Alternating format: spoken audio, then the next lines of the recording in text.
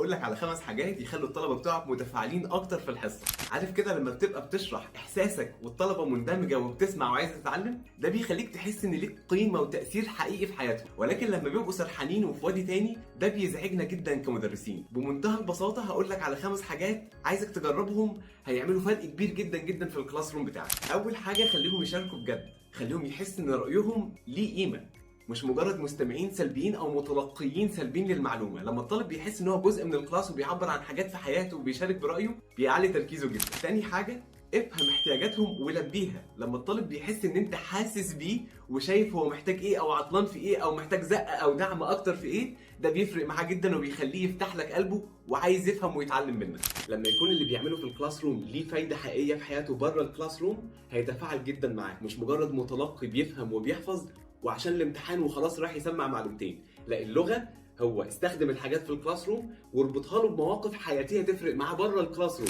حط اهداف واضحه للدرس وشاركها معاهم. الطلبه لما بيعرفوا هما بيتعلموا ايه وليه، ده بيفرق معاهم جدا وبيزود التفاعل. قدم فيدباك مستمر على ادائهم.